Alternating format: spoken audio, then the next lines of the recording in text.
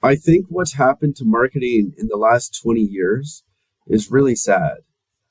Where marketers used to be, Don Draper types, sip your whiskey in the corner office and come up with crazy big ideas and go hard with them. And now 90% of a marketer's time is spent in a whole bunch of different software platforms and Excel spreadsheets.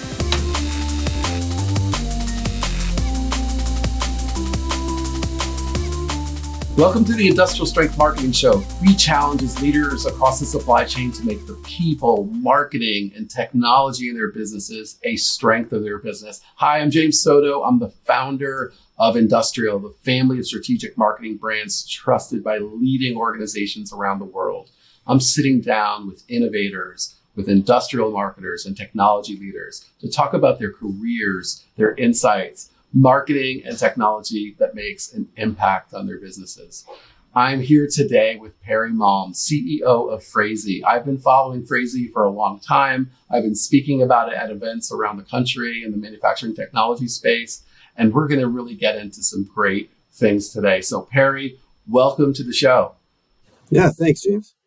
Oh, we're really glad to have you here. And I just thought we'd just get right into it.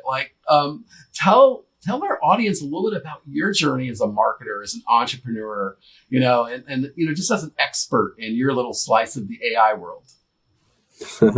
Well, I mean, like most people, I fell into it. I think people who aspire to be entrepreneurs are constantly chasing their tails. And the people who I think tend to have the most success are people like me who never intend on doing it, but discover a problem, experience a problem, and then figure out ways to solve that problem. The fact that I know a bunch about AI is cool and stuff. Doesn't get me a lot of friends at parties and whatnot. But ultimately, the most important thing is that we solve customers' problems. The fact that we use AI is cool. But the most important thing is the problems get solved. Yeah. And that is the fundamental reason of starting a business. So when you looked at starting the organization and as the right place at the right time, what was the quintessential problem in the market you were solving for? Yeah, so this goes back a number of years when I was a brand side marketer. I was living in Amsterdam at the time, and we would send out millions and millions of messages to millions and millions of people.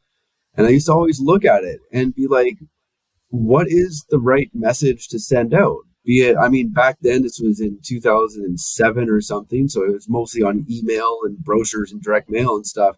And I used to always go like, we're spending millions of euros. Surely we should spend a bit of time to figure out what language is good. So I started doing a bunch of testing and tried to build a bunch of models. And one thing led to another. Before long, I had the light bulb moment going, if I'm experiencing this problem, then probably others are too. And it turns out I was right. Yeah. And tell us a little bit about Phrasee. Like one of the things we've heard, from our audience is they want to hear unapologetically what you do. How does it help them? Hey, James, I know they're going to say, have Parry tell us more about what Phrasee does. And, what are these amazing things that you're unlocking with your technology? All right. Well, welcome to the shameless plug zone. No, look, unapologetic. Exactly. Unapologetic. Like the concept with Phrasee is very simple. We use technology to not just create content, but to create good content. Now, you may wonder what good means. And it means a number of things. First of all, content that's generated needs to be on brand. And it needs to be trustworthy. It can't be factually inaccurate. It also can't emburden people with the need to continuously approve things because they don't trust the AI itself. And ultimately, it must perform strongly. So that's ultimately what Phrasee does. We generate and optimize and understand the language that makes people click.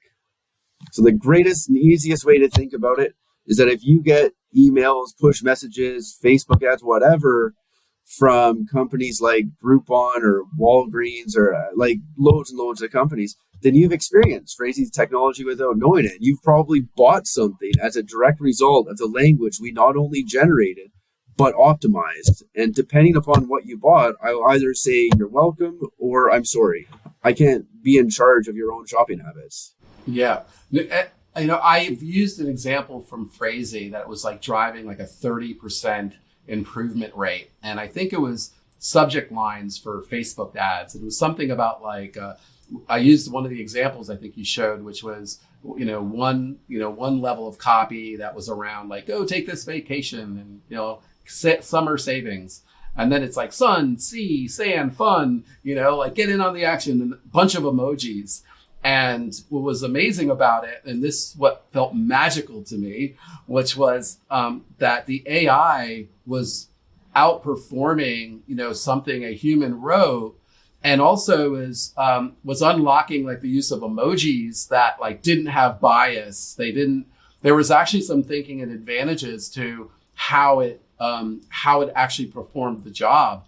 And, I've done this, I've spoken with that example at a major technology event, and people actually kept picking the AI as the better copy.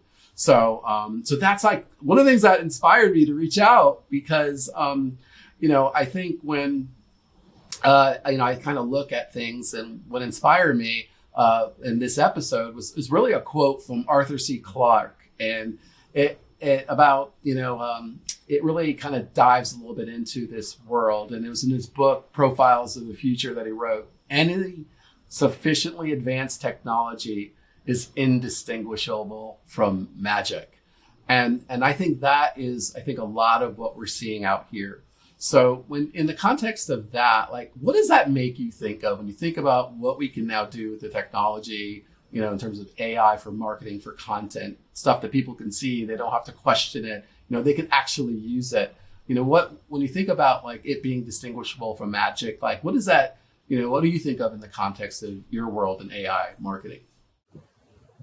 Yeah, I think people who view it as magic probably don't understand how it actually works. So it might be worth spending a moment to explain what a lot of this stuff does. Effectively, what AI is it's very fast moving statistical models. So there's sort of two main schools of it. One is prediction or decisioning AI, and the second is generative AI. So the former, prediction and decisioning, is effectively, when you go in Excel and you got a scatter plot and you go like insert trend line. That's effectively what the vast majority of machine learning systems are doing, except with many more variables, many more data points at a much higher speed. From a generative standpoint, obviously everybody has been exposed to Chat GPT, which is like pretty impressive technology, use cases notwithstanding. But what it effectively is it's a huge statistical model that can predict the next best word at scale. So it can be given a prompt, and based upon that prompt, it can then go, well, here's how I should structure that answer using this huge sort of like multi-billion parameter vector space of language tokens. So while it appears magical to the layperson, what it effectively is a huge amount of really fast moving statistics, which presents many opportunities, but also many risks. Yeah, for sure. And I think we're now getting in the world where, this has been opened up to pretty much everybody. And, we're at the point where we're looking at like phrase engineering, because you can even take that to the next level in leveraging the technology and get to even better and more succinct answers. And so, as you really look at, the core technology, and this is kind of where our conversation started, on LinkedIn, was, with that magic, there are real issues when we look at that predictive model, see a pattern, apply the insights, and generative AI. It comes to me like those key impacts. We see impacts on a number of areas, and I think there's like three different areas. We have personalization, and privacy. We have the bias in algorithms as an issue, which really can impact the human element to potentially negatively impact outcomes. And then there's the impact I think a lot of folks are feeling today, whether you're a brand side marketer or you're even in an agency, so to speak, or you're an industrial business. It's like we're seeing in manufacturing big displacement due to automation, and AI is also going to have an impact. So there's that third thing, which is that impact on employment. And so with it going, mainstream, it's just pretty amazing. So, what do you see, this, chat GPT, the generative AI, or even, what's Phrasee doing that is so truly remarkable, that, you're going to have to, really kind of come out with, real answers to those questions. So, so since it's been thrust on us all, what are your concerns regarding the ethical use of AI? So, let's say just starting with personalization and privacy, how does that apply to what, Phrasee's doing? Yeah, well, we're fortunate in some ways where we're a little bit detached from many of the challenges that hyper personalization and big data warehousing companies face. But just sort of diving into the whole school of generative AI and some of the ethical conundrums which one must face, particularly with large language models. They're trained upon effectively the entire internet. So what they did is they scraped the entire internet, more or less, so all of Wikipedia and all of your old Tumblr blogs and all this kind of stuff. And then they basically turned it into a series of individual tokens, which are like words and stuff, and then produced this huge statistical model. So like from a technical standpoint, it's absolutely fascinating. But the challenge is it's trained upon the entire internet. And I don't know if you've ever been on the internet, but it's filled with idiots. Like 99% of the content on the internet has been generated by an idiot. People with bias, people with wormhole worldviews, all this sort of crazy stuff, all this sort of embedded bias that we have in us, only at a huge scale. So what that means is that this model is inexorably biased. If you ask it to produce content targeting women or targeting men, or if you ask it to write job descriptions for specific job roles, or if you ask it to, this is a trick I pulled, to generate a pseudocode algorithm to predict somebody's credit score based upon their gender and ethnicity, then you can really start to uncover the biases. Some of them are overt, about race and gender and stuff like that. But some of them are implicit biases, invisible to the human eye. And I think that's really quite dangerous. The way that I'd phrase ChatGPT is it's sort of like an economist. They're always confident and sometimes right. So now we have this authoritative AI system that can produce compelling answers that only sometimes are right. I don't know, that strikes me as being quite existentially challenging for truth, for the internet, and moreover for marketers, where if you're entrusting systems to generate content for you, how do you know if it's right? How do you know if it's biased or not? And ultimately, how do you know if it's good? Yeah.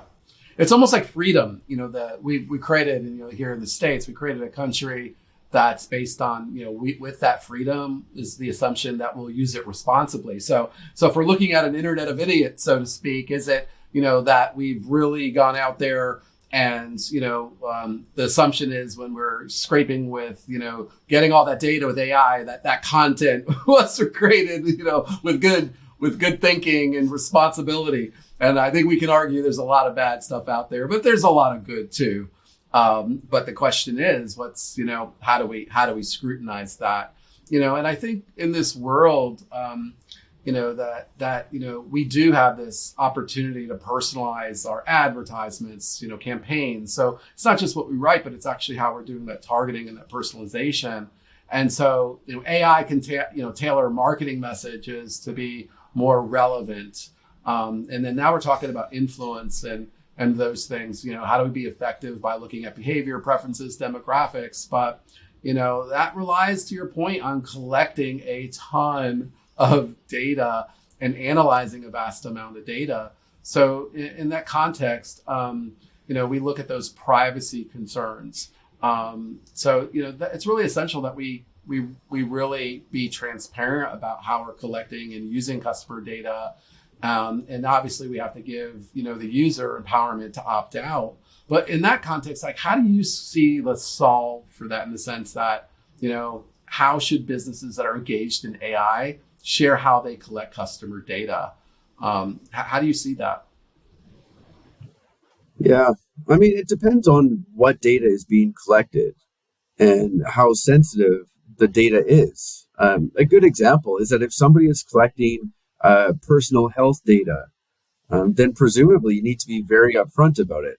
But if somebody is collecting, like, when you bought dog food last, I mean, you could certainly make arguments about how it's personal data, but also, like, who really cares, right?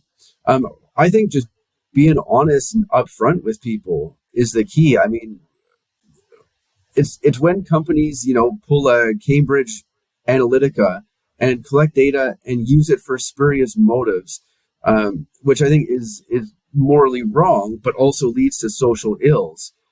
But, like, if your like corner store knows how many Red Bulls you bought in the last week, who cares? It's an inventory question. So what do we need for Joe or for Parry? So if you look, and to the extent that, you have your business here, but, if you were to paint a picture of what, like, privacy looks like now, versus what paint a picture of it like now versus, let's say, 5 years from now. What do you see privacy looking like, given the rate of evolution and innovation and what's really going to be put in market? Yeah, I think it's going to vary jurisdiction to jurisdiction, and it's ultimately going to be regulatory frameworks which are put in. So I know that the EU already has some rather strong privacy laws with GDPR and all this kind of stuff, and I think those are going to strengthen. And we're probably going to see some level of regulatory frameworks put in by the EU to cover off generalized AI systems like ChatGPT and whatnot. In the US, I think the path will be quite different. There will be regulations put in, but it's going to be driven through case law rather than legislators. So there's already two interesting lawsuits, which are either happening or have been threatened in this space. I know that there's a class action suit, which is either in the process of being filed or has been filed, versus GitHub Copilot, claiming that there's been copyright infringement of their source data that's collected through open source code and proprietary code, which is held on GitHub. I don't know what's going to happen with that.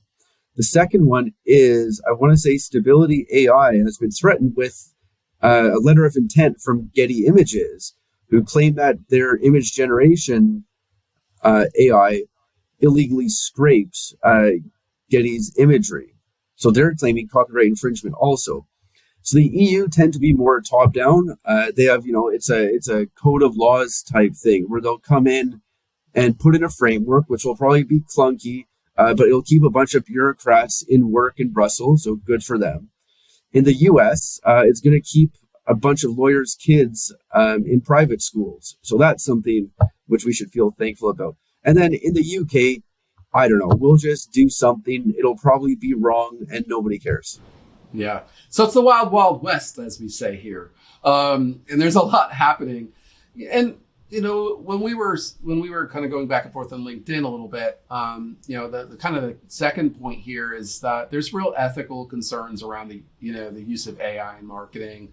The potential for bias in manufacturing. There's a huge skilled labor gap. So we do a lot of recruitment marketing for manufacturers and folks throughout the supply chain. So, there's a lot of potential for bias in the algorithms that power AI and the marketing of it. And these AI systems are only as unbiased as the data and the people who've influenced the training. And so if that data is, biased or skewed in some way, the thinking is it'll be reflected. So suppose AI, like a system is trained on data, like disproportionately, representing certain demographic, groups. Like we obviously will say, they'll make some inappropriate or wrong assumptions. And, so ultimately, we'll be unfairly, targeting people or discriminating, either intentionally or not intentionally. So ultimately to that point, when you look at the, ethical use of AI, looking at the biases, how are you looking at mitigating that risk? And because you're front facing with content and copy, so how do we, with marketers having to really look at diversity, equity, inclusion, and belonging, how are you ensuring, how do you see us ensuring that we're being diverse and representative, in actually what you are building? Yeah. So first of all, what many people think is that the source data is the problem. And it sort of is, but without that huge volume of source data, the large language models wouldn't be possible in the first place. So you're kind of stuck with a huge amount of data that probably is biased and overrepresented with middle class plus white males, right? But the thing is, you need that huge volume. You need the billions of parameters to get the level of complexity that a large language model has. So then the question has to be, how can you post-process the output and set rules and frameworks to make sure that when it generates something that is either hallucinating facts or is overtly biased, that you can overcome it? And that's really where we focused over the years. I mean, we came up before large language models existed. We built our own language generation system, which is still in use. We've integrated a bunch of the large language model stuff. But what separates us is that we've already built all of these tools that can guide it at source and then also manicure it after the fact. Many systems do not have this, and I would imagine at OpenAI, they're very actively injecting directionality. So when it first came out in December, you could have it generate all sorts of reprehensible stuff, all of the obvious stuff. You could tell it to say that Hitler was a super nice guy or something completely wild like that. And they put in, a whole bunch of these rules. The challenge with that is that somebody is always going to figure out a new way to be an asshole. So how do you keep up with it? Fortunately for Phrasee, we're in a much more contained environment because we're working with marketers. The challenge becomes more about not the ability to generate content. That's just the catch. The challenge is then the yards after the catch to get to the end zone. And that's really where our focus is. Yeah, and so that's that iterative improvement of what you're saying as you're getting the insights, in real time. Is that how you see it? Exactly. So now the ability to generate language is effectively a commodity.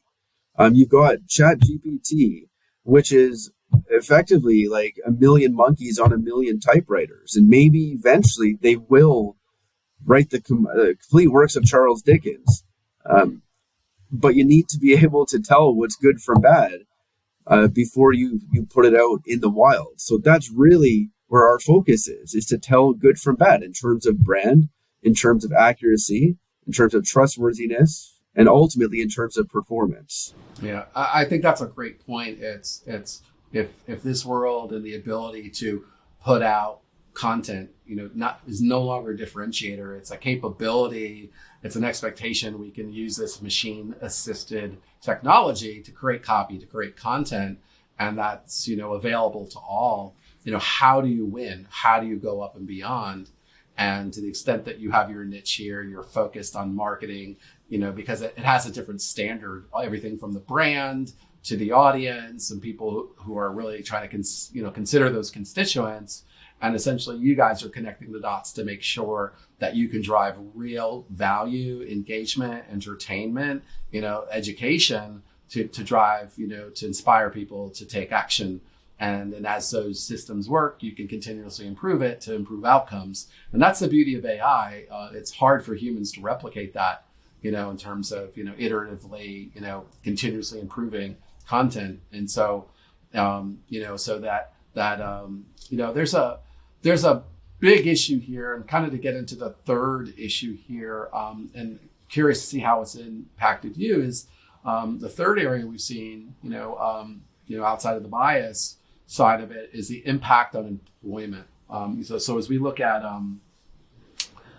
employers right now in manufacturing, there's about 800,000 open jobs in U.S. manufacturing. Manufacturing has been going through a lot of change with automation. We've seen displacement of jobs because you can, where a robot can do it better, you should be having a robot.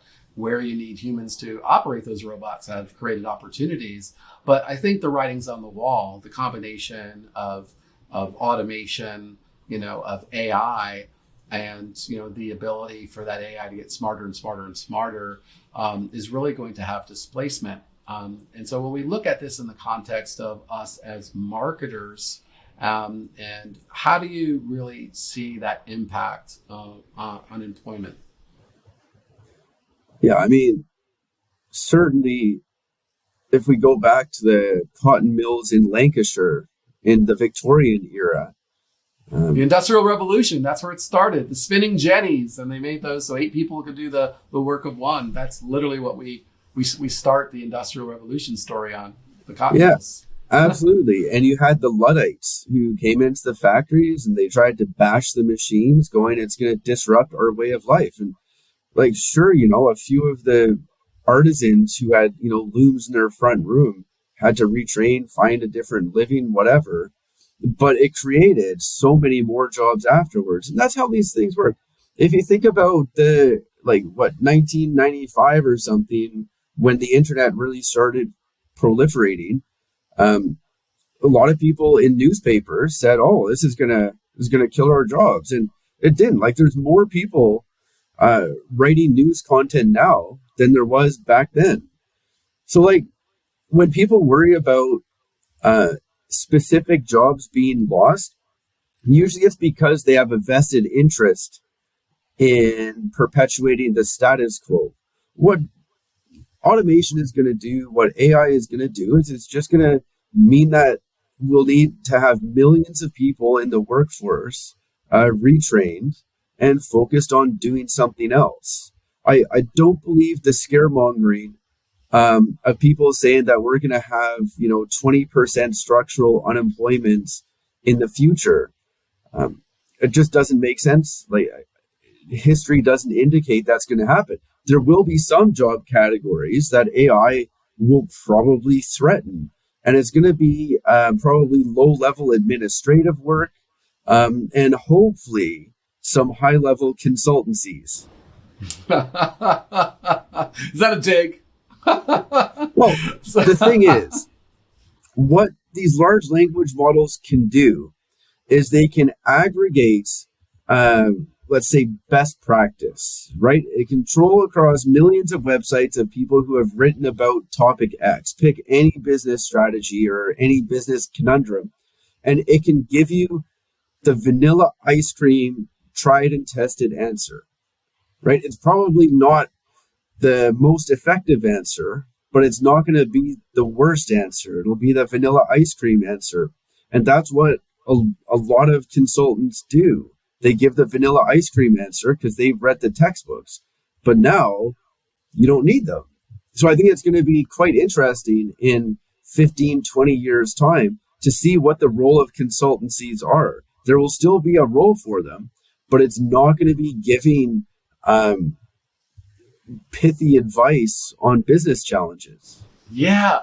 So you hit 2 things here that I think are really important. So one, there's a consultancy, and I'll talk about frameworks a little bit, but then there's this, first thing you said on the Industrial Revolution. So we should look at this with optimism, because when you look at that displacement they had in the early Industrial Revolution, humanity were they needed X amount of men to do a job to harvest in an agricultural society, and you would work there and you would work seasonally, a lot of seasonal work. The world was a lot different.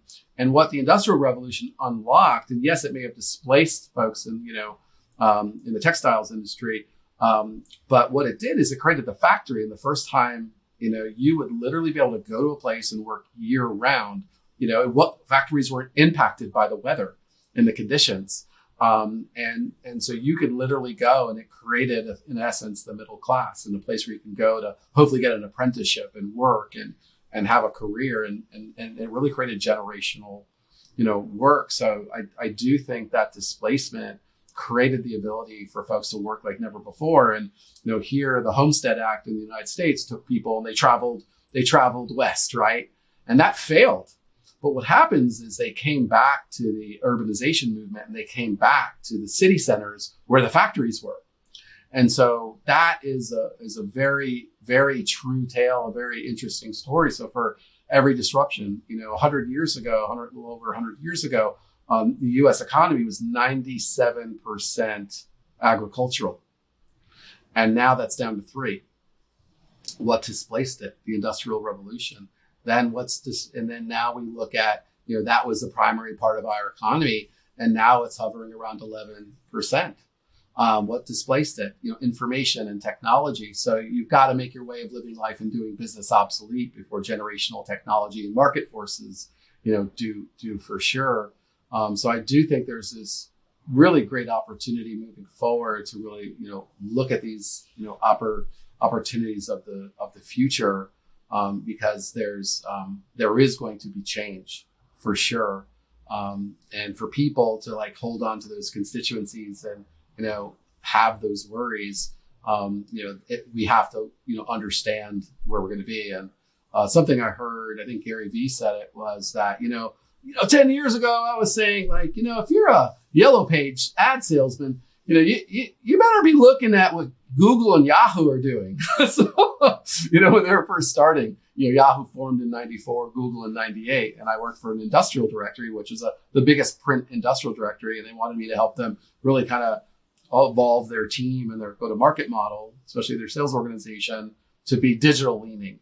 So we're all going through these disruptions. And so, as we, look at these same tools and this disruption, how do you see that playing out, for marketers, because there's just so many things, yes, there's the redundancies. Yes, there's things that can be automated, but where's the writing on the wall? In what areas?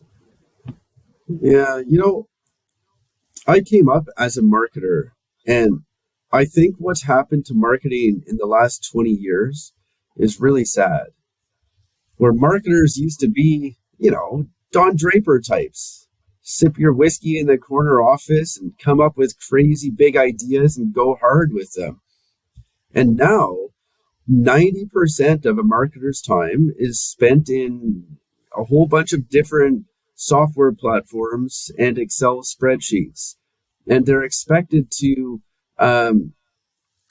just execute. They're just operators. That's all they are. There's very little thinking done in marketing. It's the 4 Ps, right? Like product, price, place, promotion, I think it is. Marketing now is promotion, and product, price, and place are sort of divvied off elsewhere. And I think it's a real shame, because good marketers can contribute a huge amount of value to the entire business, into the products which are being built, into how you actually distribute it, all this kind of stuff. And yet now the majority of marketers' time is like deciding, should we up our bid on this Google ad by 20 cents or something? It's taken a very interesting job and has made it very boring. And I think that's a real shame. So hopefully what some of these new technologies will do is get rid of a bunch of the boring stuff, automate out a whole bunch of the boring stuff, and make marketing interesting again. I love it. So you're talking about the manufacturing experience, right? We have to automate out, remove repetitive work, and go to high creative, high cognitive skills.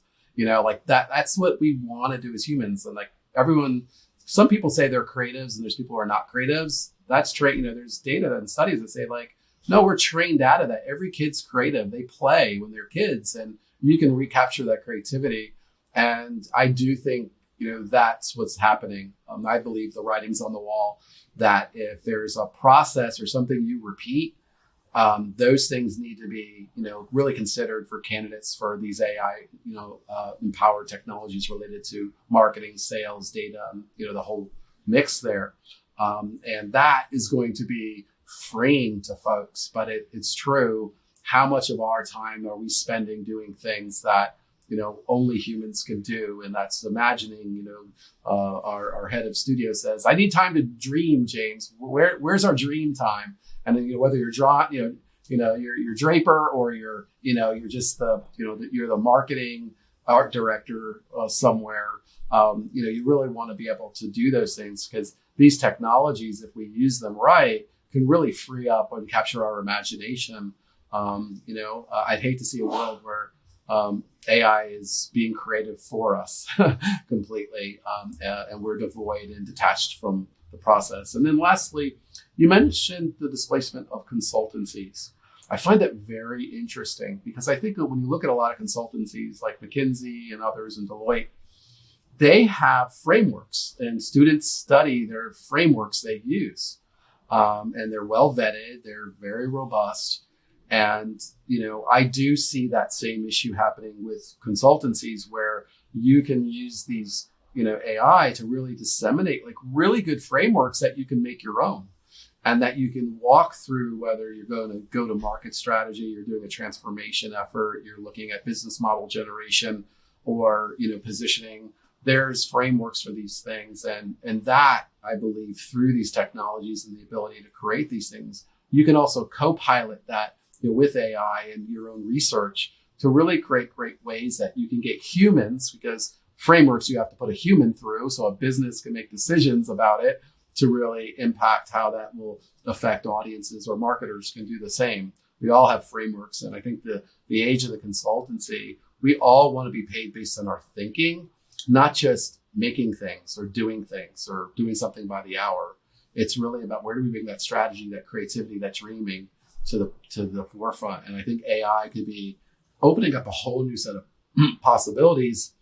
And, to your point, Parry, I just want to key in on it, because I think you just have some really great points, is that if we're going to resist this, from the standpoint of our biases and holding on to the past, I think we're missing the point. We're going through yet another set of evolutionary forces that we really have to contend with.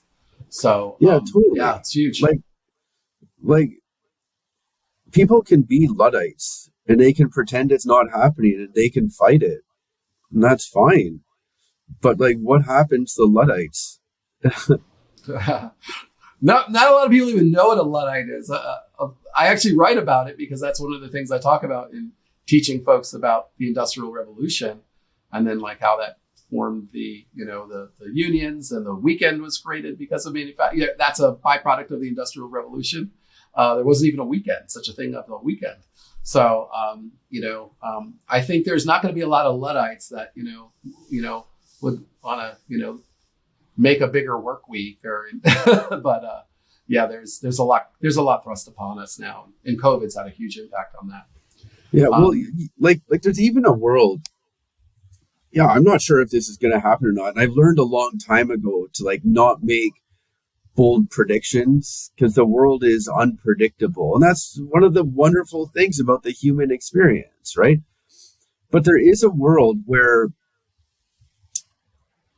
we become very homogenized, and the world experience becomes very boring. That's one of my fears.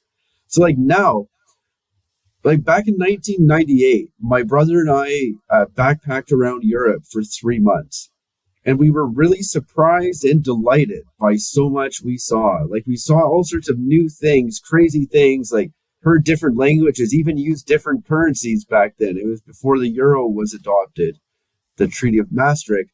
But now, if you go on holiday, first of all, the experience is very homogenized, because every city has a McDonald's and a Starbucks and an Irish pub.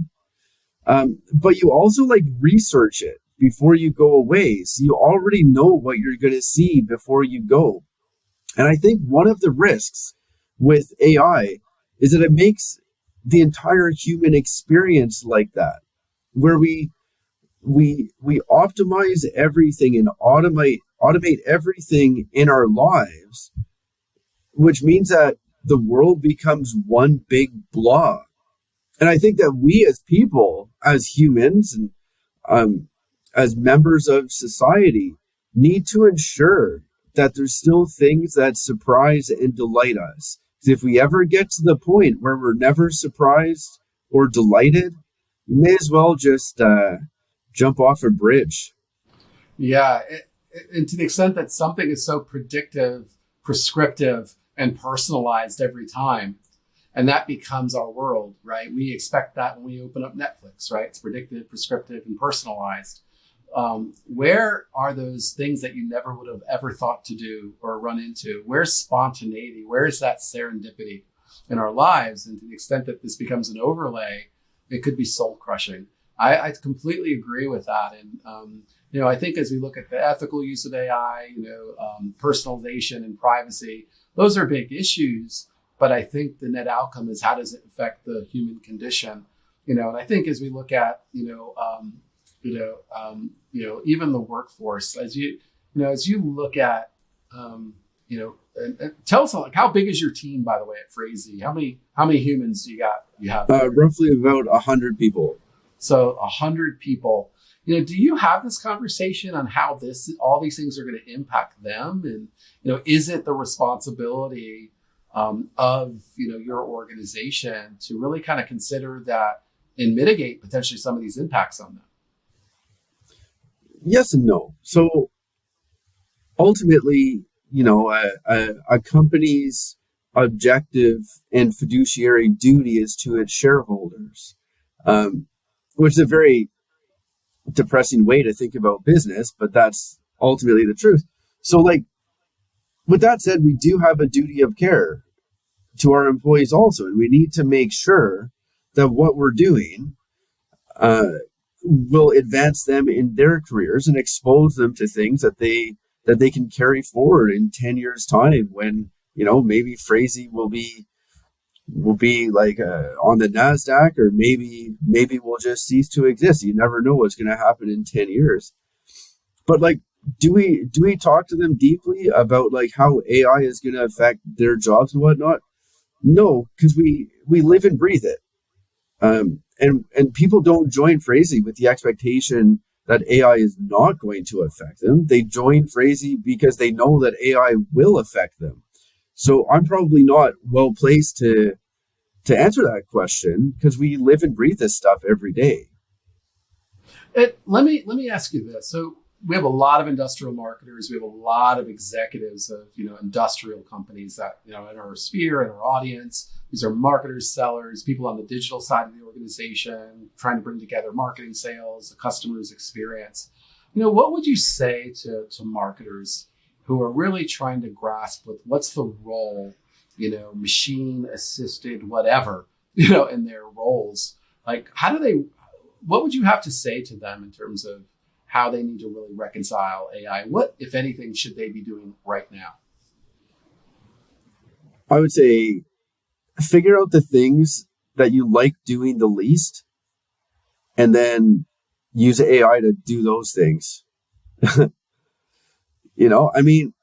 A great example is, like, writing loads and loads of marketing content over and over and over is quite arduous, especially the, like, short stuff, like subject lines, right? Who wants to sit there and write subject lines every day, or Google ads, or Facebook ads when you're doing this stuff at scale?